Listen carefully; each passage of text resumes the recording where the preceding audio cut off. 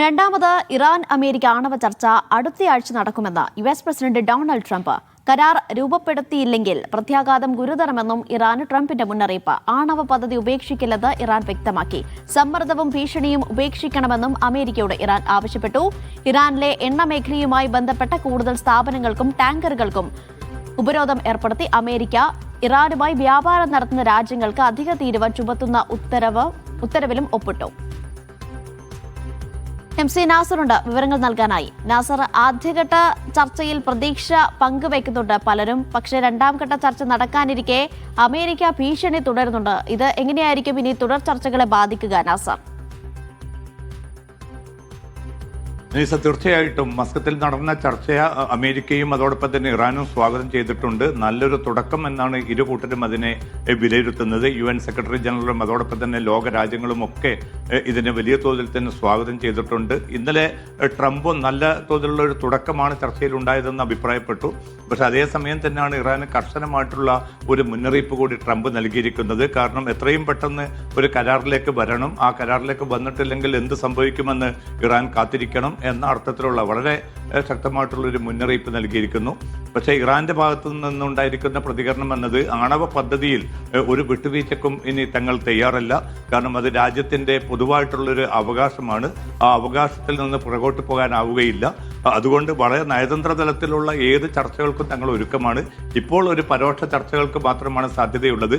ഭാവിയിൽ ഒരു പരസ്പരം ഒരു വിശ്വാസ്യത രൂപപ്പെട്ടാൽ മാത്രമേ ഒരു തുറന്ന നേരിട്ടുള്ള ഒരു ചർച്ചയിലേക്ക് കടക്കാൻ സാധിക്കൂ എന്ന് കൂടി ഇറാന്റെ വിദേശകാര്യമന്ത്രി അബ്ബാസ് അറാഖ്ചി വ്യക്തമാക്കിയിട്ടുണ്ട്. പക്ഷെ രണ്ട് കാര്യങ്ങളാണ് ഇപ്പോൾ ഇന്നലെ ഇറാനെതിരെ അമേരിക്ക കൈക്കൊണ്ടിരിക്കുന്ന തീരുമാനം. ഒന്ന്, ഇറാന്റെ എണ്ണ വ്യാപാരവുമായി ബന്ധപ്പെട്ട് 15 സ്ഥാപനങ്ങൾക്കും 14 കപ്പലുകൾക്കും നേരെ ഉപരോധം ഏർപ്പെടുത്തിയിരിക്കുന്നു. അതിന് പിന്നാലെയാണ് ഇറാനുമായിട്ട് വ്യാപാരം നടത്തുന്ന രാജ്യങ്ങളുടെ സേവനങ്ങൾക്കും ഉൽപ്പന്നങ്ങൾക്കും കൂടിയ തീരുവ, അതായത് 25% അതിൽ കൂടുതലോ തീരുവ ചുമത്താനുള്ള ഒരു ഉത്തരവിലും ട്രംപ് ഒപ്പുവെച്ചിരിക്കുന്നു. അപ്പോൾ ഒരു ഭാഗത്ത് നയതന്ത്ര ചർച്ചകളോട് തങ്ങൾ ആഭിമുഖ്യം പ്രകടിപ്പിക്കുന്നു എന്ന് പറയുകയും മറുപക്ഷത്ത് വളരെ ശക്തമായിട്ടുള്ള ഉപരോധ നടപടികൾ അതോടൊപ്പം തന്നെ ശക്തമായിട്ടുള്ള തീരുവ നടപടികളുമായിട്ട് അമേരിക്ക മുന്നോട്ട് പോവുകയും ചെയ്യുകയാണ്. സൈനിക നടപടികളിലും മാറ്റമൊന്നുമില്ല. യുദ്ധക്കപ്പലുകളും മറ്റ് സംവിധാനങ്ങളും ഒക്കെ മേഖലയിൽ നിലയുറപ്പിച്ചിരിക്കുക തന്നെയാണ്. അപ്പോൾ വരും ദിവസങ്ങളിൽ മിക്കവാറും അടുത്ത ആഴ്ച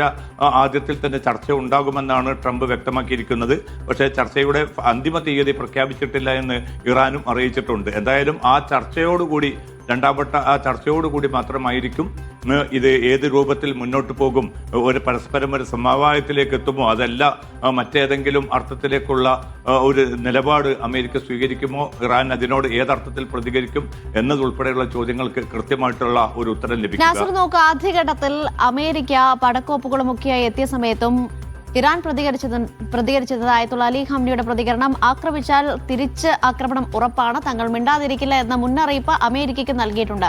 അത് അവസാനിച്ചത് ഒരുപക്ഷെ ഈ ഗൾഫ് രാജ്യങ്ങളുടെ ഇടപെടലിലൂടെയാണ്. അങ്ങനെ ഗൾഫ് രാജ്യങ്ങളുടെ ഇടപെടൽ ഈ ചർച്ചകളെ എങ്ങനെയാണ് സ്വാധീനിക്കുന്നത്? അനീഷ, തീർച്ചയായിട്ടും ഗൾഫ് രാജ്യങ്ങൾ തുടക്കം മുതൽ തന്നെ നിലപാട് അവർ വ്യക്തമാക്കിയിട്ടുണ്ട്. ഇതിൽ ഏറ്റവും പ്രധാനമെന്നത് തങ്ങളുടെ വ്യോമ കര മാർഗമുള്ള അല്ലെങ്കിൽ ജലാതിർത്തി മുഖേനയുള്ള ഒരു ആക്രമണത്തിനും തങ്ങളുടെ പ്രദേശങ്ങൾ ഉപയോഗിക്കാൻ അനുവദിക്കുകയില്ല എന്ന് ആദ്യം UAE പ്രഖ്യാപിച്ചു. തുടർന്ന് സൗദി അറേബ്യയും ഖത്തറുമൊക്കെ ആ പ്രഖ്യാപനം തന്നെ ആവർത്തിച്ചു. അതുകൊണ്ട് ഗൾഫ് രാജ്യങ്ങൾ ഒറ്റക്കെട്ടാണ് ഇക്കാര്യത്തിൽ. കാരണം തങ്ങളുടെ പ്രദേശങ്ങൾ ഒന്നും തന്നെ ഇറാനെതിരായിട്ടുള്ള ഒരു ആക്രമണത്തിന് വിനിയോഗിക്കാൻ അനുവദിക്കുകയില്ല എന്നൊരു നിലപാട് അവർ കൈക്കൊണ്ടിരിക്കുന്നത്. രണ്ടാമത്തത്, ഈ പ്രശ്നത്തിനൊരു പരിഹാരം എന്നത് സൈനിക നടപടിയല്ല.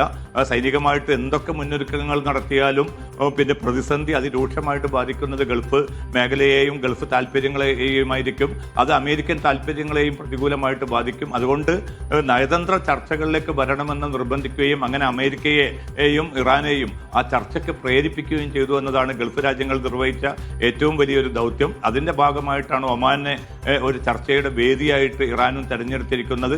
ആ ചർച്ച ആദ്യഘട്ടത്തിൽ പിന്നെ വലിയ പ്രശ്നങ്ങളില്ലാതെ മുന്നോട്ട് പോയി. പക്ഷേ ഇപ്പോഴൊക്കെ നടക്കുന്നതും ഈ പരോക്ഷ ചർച്ച തന്നെയാണ്. പക്ഷേ ഇതിനിടയിലും ഈ ചർച്ചയുടെ മസ്കത്ത് ചർച്ചാ വേദിയിലേക്ക് പോലും ഈ ജറദ് കുഷ്നറും അതോടൊപ്പം തന്നെ സ്റ്റീവ് വിറ്റ്കോഫും ഉള്ള ആ ചർച്ചയിലേക്ക് പോലും തങ്ങളുടെ നാവിക കമാൻഡറെ കൊണ്ടുവന്ന അമേരിക്കയുടെ നടപടി വളരെ കൃത്യമാണ്. സൈനികമായിട്ടുള്ള ഒരു വലിയ മുന്നറിയിപ്പ് ഇറാന് നൽകുക എന്നതാണ്. പക്ഷേ ഇറാൻ വളരെ ശക്തമായി തന്നെ ഇക്കാര്യത്തിൽ നിലപാടെടുക്കുകയും ചെയ്തിരിക്കുന്നു. എന്തായാലും സമാധാനപൂർണ്ണമായിട്ട് ഇരു രാജ്യങ്ങൾക്കുമിടയിൽ ഈ പ്രശ്നം പരിഹരിക്കാൻ സാധിക്കുമെന്ന പ്രതീക്ഷയിലാണ് ഇപ്പോൾ ഗൾഫ് രാജ്യങ്ങളുള്ളത്. അനീഷ, ഏതായാലും ഇനി രണ്ടാം ഘട്ട ചർച്ചയിലാണ് ഇനി പ്രതീക്ഷകൾ. അത്രയും വിവരങ്ങൾ നൽകിയത് MC നാസറാണ്.